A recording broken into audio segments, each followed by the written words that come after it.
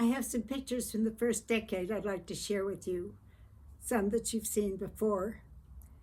This particular one is bordered by the ribbons my grandmother won for her peonies.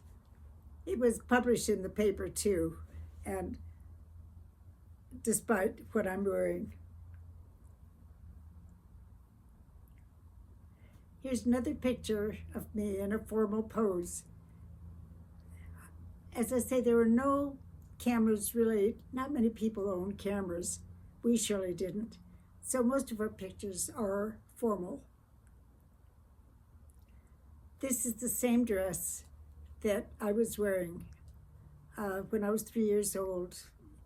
Pink silk with the lace, but it's so beautiful. I wanted to share it. It's still in the best condition today. And the slip that is worn with the dress. Here it is. Again, I'm showing this picture.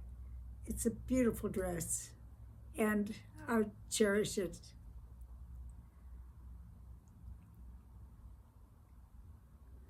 Here's another pose that I thought would be kind of fun to share with you. When my daughter Anne was born, 3 years old, I slipped the same dress on her and took the picture. Then 7 years later, my darling Lori wore the same dress.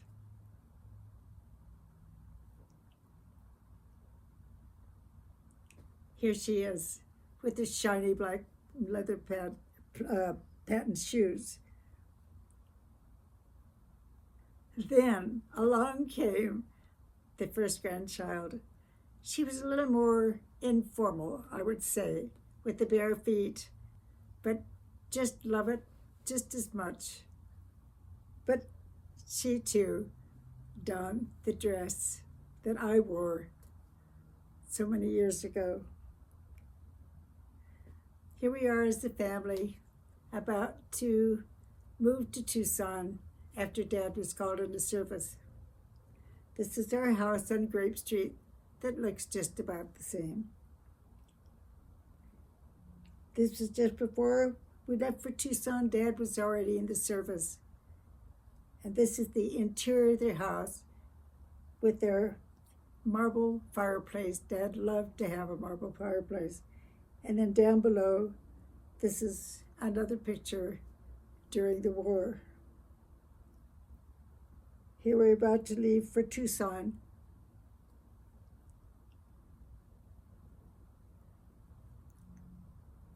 After graduating from Park Hill School, I entered Smiley Junior High School. It seemed awfully big to me at the time. It was within walking distance, and we'd walk rain or snow. And as I said before, even in the snow when the wires were down. We had over 200 in our graduation class. This is the gym suit I wore, which I thought was rather not too good looking. But I started my tennis. As you can see, I'm a rank beginner. In 1941, when Dad was called into service, this is in Tucson, Arizona, where we arrived. And he was at Davis Mount then, and I was in my first year of high school.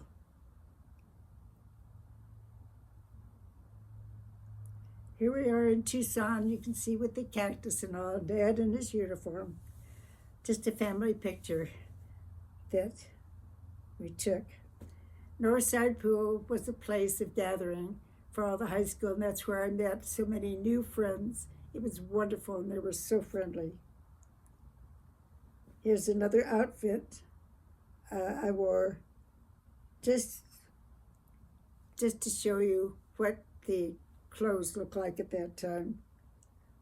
This is my graduation picture from high school. And here I am graduating from Tucson High School. This is the skirt and blouse that I wore to a formal. Would you believe I still have the skirt? It's taffeta. and still in good condition. Here's one of my dates that I had in high school. There were three of us who were the finalists for the Rodeo Queen.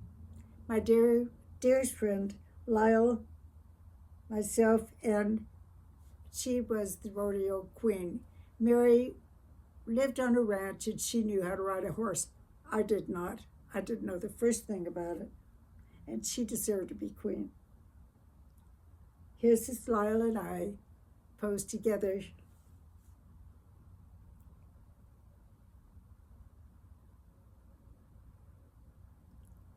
Then all of us together, these are the friends in our girls group, ILO.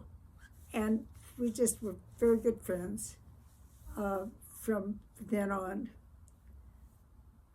But they were all the contestants to begin with. This is the article in the paper. And here again are all of us. This is just a casual shot of my friends, kind of goofing off. We sold poppies during the war to raise money for the government. This is the skirt that was made by Mother's designer, Mother's seamstress. I didn't buy many clothes. I just had her make my clothes. I would design them and then she would make them. When I had tonsils, I was laid up for a couple of days and somebody gave me a baby duckling. I loved it. Here's a dress I designed and had made up. These are my friends, casually together, that I cherish. I hounded the photographer because he had all the pictures that I wanted. I asked him for anything extra, and that's why my albums are full today of photographs. But this is one that he took when he asked me to sit up on this ledge. This is the same outfit as before. Another time selling poppies for the government. We had dances where we were issued small dance books. You write the name of the dance partner in it. Sometimes they were blank because you danced with one person. Then the rage was turquoise. One time, Life magazine showed this picture. I'm not in it because I just had a couple of small little bracelets, but I thought it was kind of fun to end up my senior year. Also, during high school, this is the man I married. It was so exciting because he saw me one day playing tennis. It was 1946 at City Park. So he and his friend Jack Grunwald approached me. I didn't even see them. I was playing tennis. And Al said, "That's the girl I'm going to marry." I didn't know that until after we married. But what a thrilling story that is.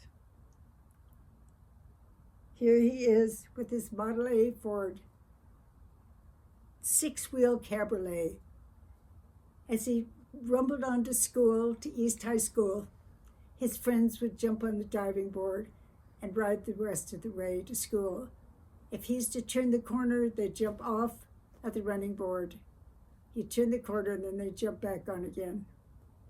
It was the rage. Not many had cars, but his father wanted him to have this so that he wouldn't use his Cadillac.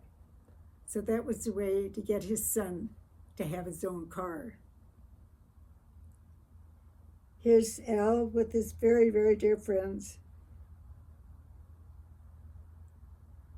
This is his best friend, Kenny Steele, who was killed during the war. He's the only one I can think of that I know of who was killed.